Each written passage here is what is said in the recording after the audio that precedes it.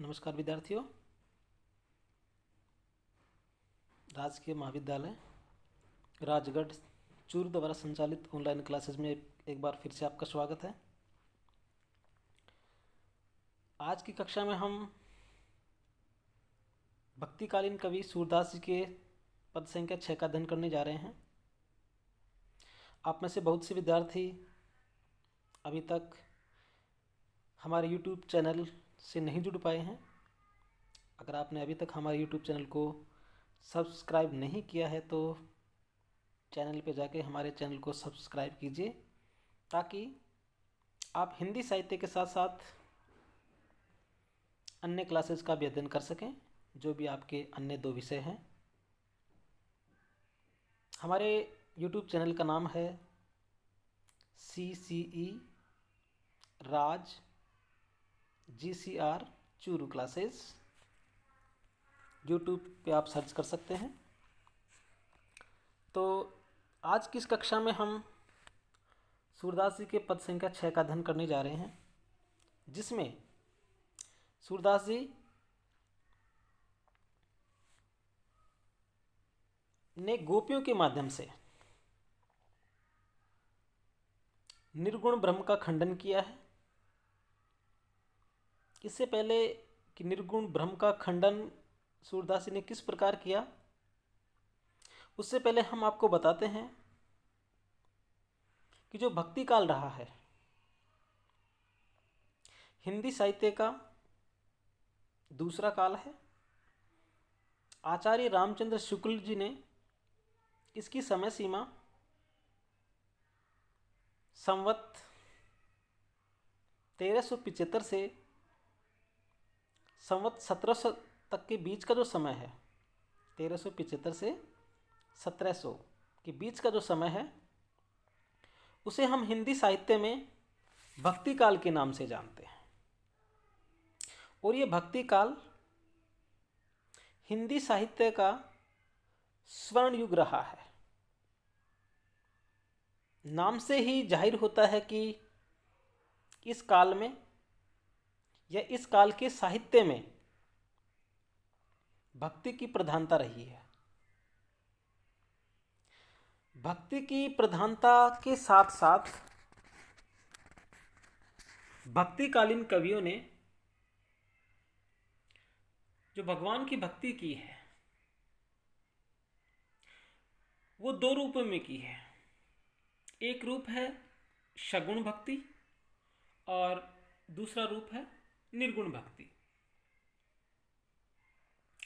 सगुण भक्ति की जब हम चर्चा करते हैं तो उसमें महाकवि तुलसीदास जी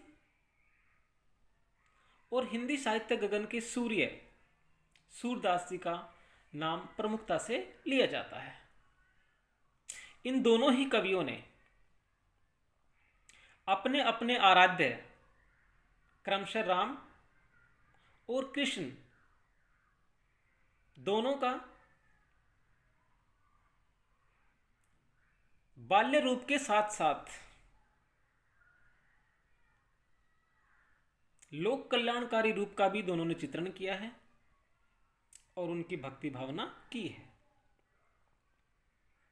सूरदास और तुलसीदास जहां एक और मानते हैं कि भगवान है, प्रभु है, ईश्वर है, और उस प्रभु का रंग रूप आकार प्रकार, रहने का स्थान, खाना पीना, माता पिता, ये सब कुछ वो मानते हैं। दूसरी तरफ कबीर और जायसी जैसे कवि हैं जो ये मानते हैं कि भगवान है, ईश्वरीय शक्ति, ईश्वरीय सत्ता है, लेकिन वो उसे निराकार मानते हैं। उसका कोई रंग रूप आकार वो नहीं मानते हैं। वो ये कहते हैं कि कण कण में भगवान है। यहां हम सूरदास जी का अध्ययन करने जा रहे हैं और सूरदास जी भक्ति काल में शगुन धारा के कृष्ण भक्त कवि हैं। कृष्ण की भक्ति, कृष्ण की उपासना उन्होंने शगुन रूप में की है। आपने कृष्ण की बाल लीलाएं टीवी या मोबाइल पर देखी होंगी। उसमें हमें पता चलता है कि किस तरह से श्री कृष्ण गोपियों को विरह वेदना में छोड़ करके चले जाते हैं।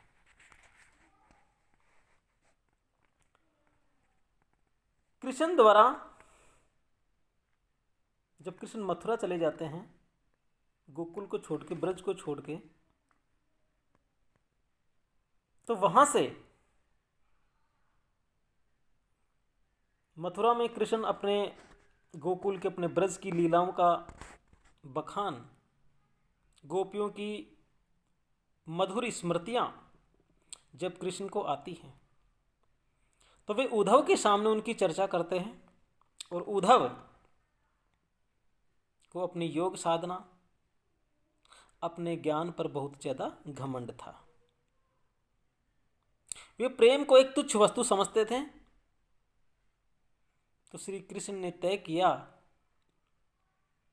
क्योंकि कृष्ण को गोपियों के प्रेम पर पूर्ण विश्वास था,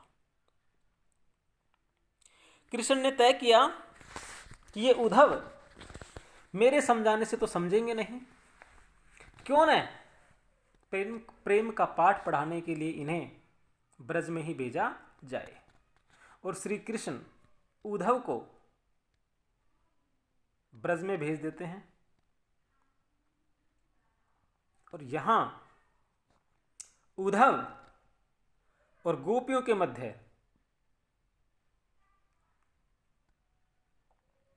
निर्गुण ब्रह्म को लेकर जो तर्क वितर्क होते हैं,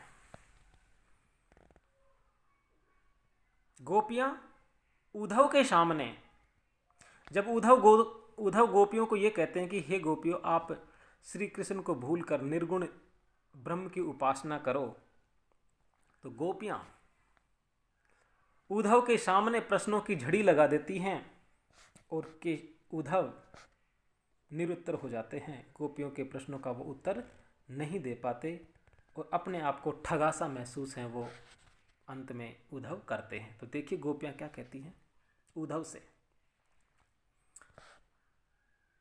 अरे निर्गुण कौन देश को वासी, निर्गुण कौन देश को वासी, मधुकर हैसी समुझाई सोई दे, बूझती साच न हासी, मधुकर हंसी समुझाई सोई दे, बूझती साच न हासी, निर्गुण कौन देश को वासी।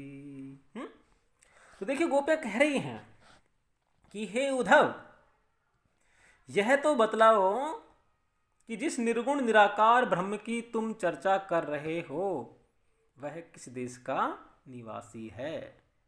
मधुकर हंसी समझाई सोहे दे, बूझती साच न हासी, निर्गुण कौन देश को वासी है।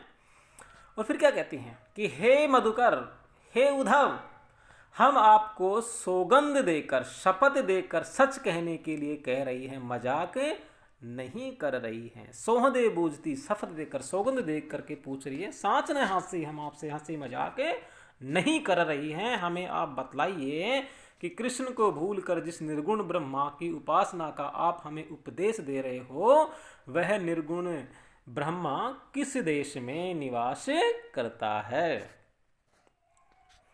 को है जनक जननी को कैयत, कौन नारी को दासी, कैसो भरण वेश है, कैसो के ही रस में अभिलाषी, निर्गुण कौन देश को वासी। और देखिए आगे क्या कह रही हैं गोपियां।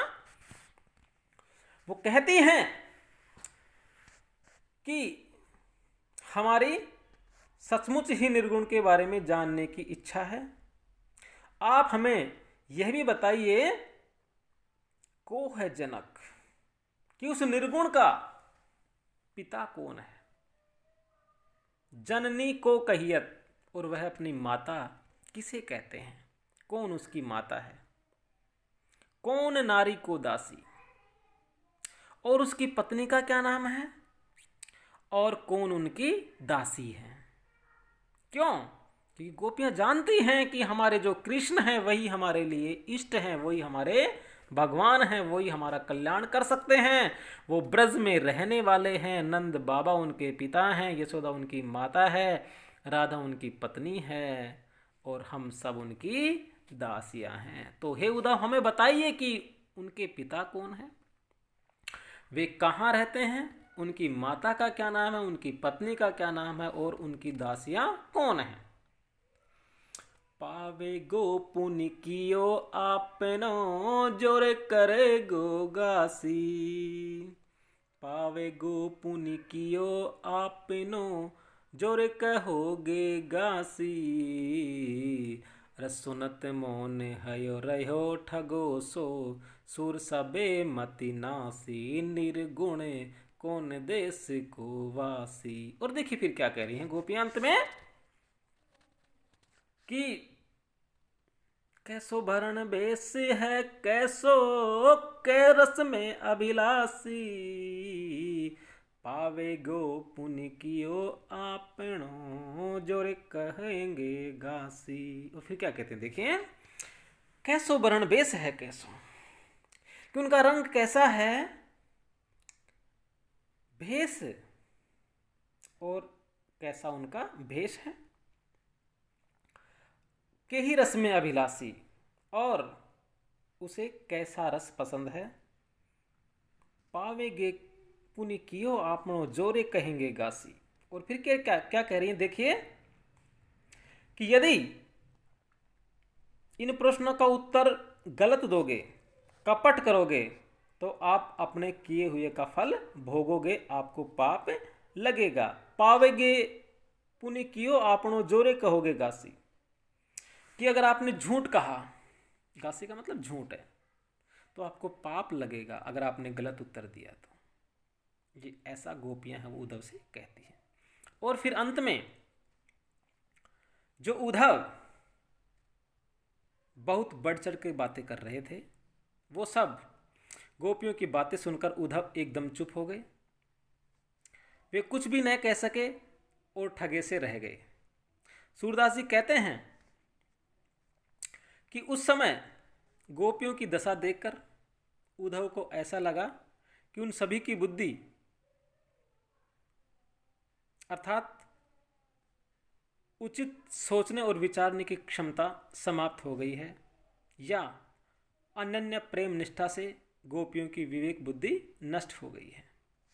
तो इस तरह से हम देखते हैं कि इस पद में गोपियों ने उद्धव से निर्गुण की जानकारी देने के लिए कहती हैं, और वे निर्गुण के बारे में ऐसे प्रश्न करते हैं कि उद्धव के पास उनका कोई उत्तर नहीं है। इस पद को पढ़ने से एक बात हमें और स्पष्ट पता चलती है कि गोपियां वाक्पटु हैं, वाग विगधता उनमें है, यानी बात को तर्क वितर्क के साथ वो कर रही हैं। लेकिन एक बात और बताएं कि सूरदास के साथ साथ अगर हम नंददास जी का भी अध्ययन करते हैं, तो नंददास जी की जो गोपियां हैं वो ज़्यादा वाक्पटु हैं, वाग विगधता उनमें है, तर्क वितर्क करने की क्षमता उनमें ज़्यादा है। अलंकारों की हम बात करें तो अनुप्रास अलंकार की छटा हमें इस पद में दिखाई दे रही है। अगर आपने अभी भी हमारे YouTube चैनल को सब्सक्राइब नहीं किया है तो हमारे चैनल को सब्सक्राइब कीजिए, और आपको अगर हमारा ये वीडियो अच्छा लगता है तो लाइक करना न भूलिए। मिलते हैं अगली कक्षा में, तब तक के लिए नमस्कार, धन्यवाद।